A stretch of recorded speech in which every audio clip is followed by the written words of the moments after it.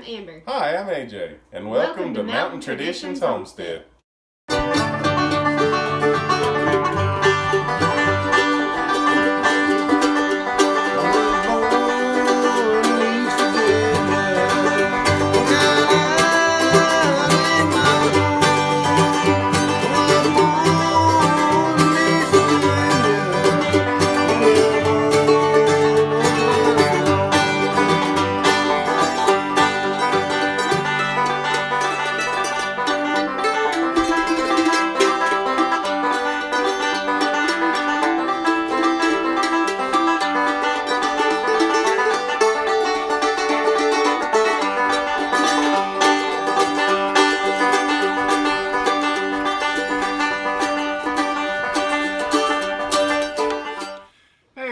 It's AJ.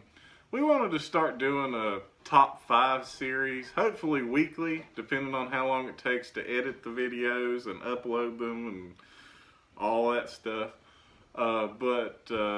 This week, our first video, we wanted to start with top 5 resources and skills for you to learn to start being self-sufficient.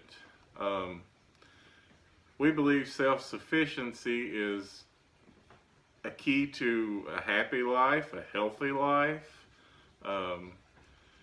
If you can learn how to do a lot of these skills, your diets won't contain all those nasty chemicals that you buy in the store. You've heard all that before. I won't get into it. But I will say that this list is not in any order whatsoever, and it is our opinion. If you don't agree, oh well, everybody has their own opinion. Our number one resource would be a wood stove, for obvious reasons. Firstly, it provides heat in the winter. Winter, summer, whether you have electricity or not, you can cook on a wood stove. You can bake in or on a wood stove. Plus, it produces ash. Ash you can put in the garden. You can mix it with water and let it ferment for a little bit and turn it into homemade lye for soap. There's just all kinds of things you can do just with a wood stove. Number 2, a renewable meat source. We have rabbits and chickens right now. I'll start with rabbits. If you have a male and a female, you can have a litter of rabbits every 30 days, give or take. And within, I think it's 4 months, the baby rabbits will be no longer babies and be big enough to be slaughtered and processed. I know, slaughtering, if you don't like it, but you gotta do what you gotta do. They're easy to butcher. They're easy to take care of. You don't need that much space for a rabbit. You can feed them greens out of the yard. You can feed them greens out of the garden. Rabbit food, alfalfa. It's just the possibilities are endless. They're easy. Get furs from them. You can make a lot of things with fur. Another thing we have on the homestead is chickens, and the obvious would be eggs. But beyond that, you got meat. If need be, you got feathers for, they're not going to be as soft as duck feathers, but you can still use chicken feathers in down mattresses and whatnot. They're very easy to take care of. You feed them and give them water. That's it. You have to give them, gravel or, stuff, but it's easy. Number 3, and it's a big one for us anyway, is a garden. Growing your own food, there's just something about it. Just going out there and picking that ripe tomato, that cucumber, bringing it in. They taste better than store-bought. And if you can, it's always better for us, anyway, our opinion, to, you probably can't see that very well, is to use heirloom seeds. Heirloom seeds are seeds that are generational. For some of them have been around since, you know, the pioneer times. And they've stayed the same. They're more reliable. They've not been genetically modified, you know, no GMO, all that bull. You can take the scraps from your garden, the weeds from your garden, feed it to your animals. I mean, there's so much stuff you can do just with a garden alone. Which brings me to my next, which is number 4.